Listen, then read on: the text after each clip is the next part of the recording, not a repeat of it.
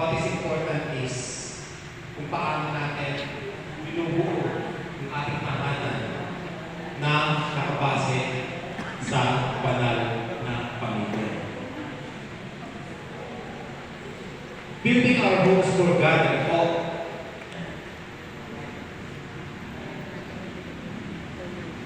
Our task as Christian couple is to build our homes for God. Sabi nga po dito is, tayo daw ay dapat mamuhay na isang Kristiyano. Sa buhay natin, yung pagiging isang Kristiyano, hindi lamang pag tayo ay nasa loob ng simbahan o tayo ay nasa loob ng community ng Couples for Christ. Patigil sa lahat, mamuhay tayo bilang isang Kristiyano sa loob ng ating tahanan. Amen po ba mga kapatid, no? Sa panayam na ito, titignan natin, we will look at a vision or picture of how God wants our homes to be. Dahil man ang gusto ang ating Panginoon para sa ating mga tahanan. And also, may mga suggestion po tayo kung paano natin itatayo ang isang tahanan para sa ating Panginoon. No? Yan, how does God envisions our home to be? No? Siyempre, tatanungin natin, what is a Christian home? Ano po ba ang isang Kristiyano tahanan? Isang Kristiyano bahay? Now, what are some of the elements of a Christian home? Tingnan po natin. A Christian home provides an environment that allows us to raise a Christian family. Siyempre, tayo ay ng isang pamilya, tayo ay may tahanan. Dapat ang ating tahanan ay maging environment o maging kapaligiran upang makapagtayo tayo ng isang Kristiyano pamilya. A Christian home, no? Ano po ba yung Christian home? Yan daw dapat, Christ is in the center of our Christian life.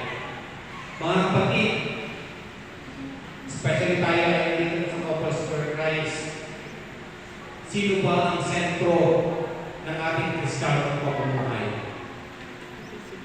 Si Kristo ba? Amen po ba? Amen. Kaya kung hindi pa si Kristo ang sentro ng ating pamumuhay, then we really have to work on para siya ang maging sentro ng ating Kristiyano pamumuhay. Sa paano paraan? In our home, now we have prayers. Alam ko naman lahat tayo dito ay nagdadasal. Merong fellowship, ikisalamuha. No, yung hospitality. Mabuting pakikitungo, di ba? May mga pag-aaral din at may mga formation. Tingnan natin isa-isa. A Christian home is a source of stability for our family members. Ano po ba ibig sabihin ng stability for our members? When we say stability, dapat stable ang ating tahanan. Ang ating pang mga anak, pag umuwi sa ating tahanan, ay komportable sa ating tahanan. O minsan-minsan na natin makita yung ating mga anak kung saan sila nagpapabad, sa ibang bahay, sa ibang lugar. Pag umuwi pa sa atin ang ating mga anak, they feel na naandyan ang kanilang mga magulang para sa kanila. Nasasabihan nila ng kanilang mga problema. Nasasabihan nila kung ano man ang kanilang mga pangangailangan. Ang isang tahanan na magulo, halimbawa laging may problema ang mag-asawa, maingay, magulo, nag-aaway, sa tingin ninyo, stable ang tahanan yun. Hindi po. Maaaring magkakaroon tayo ng problema later on sa ating pamilya at sa ating mga anak. That's why, dapat ang ating tahanan ay maging source ng stability. The sense of belongingness and security, ika na. Hindi dapat sila na-discriminate, hindi dapat sila ay feeling na wala silang lugar sa kanilang tahanan. A Christian home provides the framework for patterns of our relationship in the larger community. Ano ang ibig sabihin nito? Number one, cooperation, not competition. Dapat mga kapatid ang ating tahanan. Isa buhay natin yung pagtutulungan imbis na competition. Isang example ko sa mga magkakapatid. Ay, yung ate mo, galing first honor, ba't ikaw? Wala ka naman ng honor. Di ba? Nagkakaroon ng competition. Dapat, andun yung encouragement and motivation natin. O sige anak, kaya pa yan. Hindi dapat tayo nagko-compare kung bakit mas magaling, mas matalino yung isa versus the other one. Or, sabihin natin, anak, bakit mas pogi sa'yo yung kapatid mo? Diba? Parang ito. O bakit sige nito ay ang daming talent, ikaw, ganyan. So, alam ko, in reality, nangyayari mo ba yan, mga kapatid? Diba, in some way, parang nangyayari ng mga competition sa ating mga anak. Dapat, instead of competition, cooperation. Bakit po? Kung sa bahay pa lang nagkakaroon na ng competition, pag lumabas po yan, sa mas malaking lugar, sa school, sa napakalabas niya, ang nasa isip niya is laging competition. Well, hindi masama yung competition to be in the sense na gusto mo talaga to improve yourself, para sa sarili mo, para sa mga anak mo. Pero sometimes, nagdudulot ng ibang sitwasyon yung so much competitiveness, especially sa ating mga anak.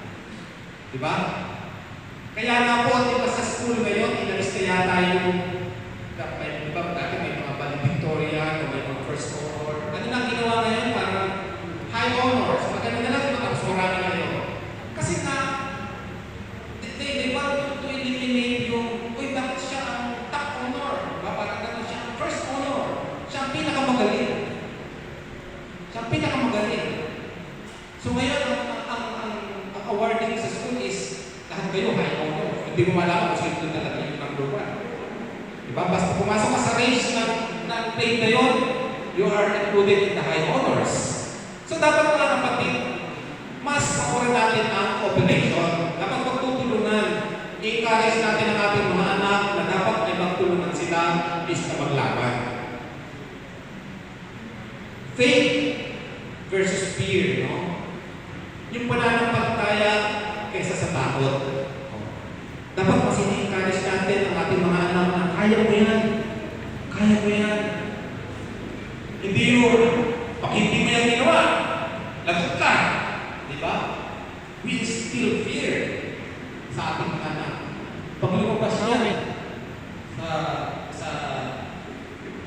outside of the home, iba, effect na mga kapatid. Andun lagi sa kanyang takot. Diba? Sige ka, pag hindi ka nag-aaral, mabagsak ka. Diba? Pag hindi mo ginawa ito, dahil ka takot. May panakot tayo. Pag hindi ka nag-aaral, mabuti, hindi ka kakaroon ng magandang buhay. So, hindi dapat we encourage them to have faith, pananampalataya, at hindi yung kanilang kaayusan para sa kanilang sarili. Sharing, not greed. Dapat yung pagbibigay yan, hindi pwede sa akin lang po. Diba? Minsan, may mga bata na pag binigyan mo halimbawa ng laruan, akin to, ayaw ko, ako lang pwede kong laruin. Dapat i-encourage natin na i-share. Para paglabas nila sa mundo, hindi yung greed o hindi yung masalong pagkakamkam ang kanilang may experience. Kaya siguro na na-encounter natin ngayon, alam niyo, with so much corruption in our country right now, baka way back is mas natutunan nila yung pagiging greed eh. You have so much more, ano pang kailangan mo? Diba? Kaya ba natin fubusin yung 1 billion in our lifetime? Ito na ito. Hindi na lang milyon, bilyon lang pinag-usapan, nakalulan na ang pati. Sino po dito gusto magkaroon ng bilyon? Aminin. Yes, gusto natin magkaroon ng resources, gusto natin magkaroon ng pera. Pero para ano? Diba?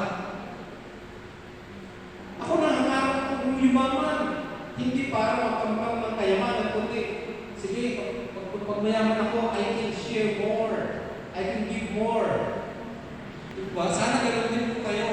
Gusto kong umunlad ang aking negosyo. Gusto kong tumaas ang aking sweldo.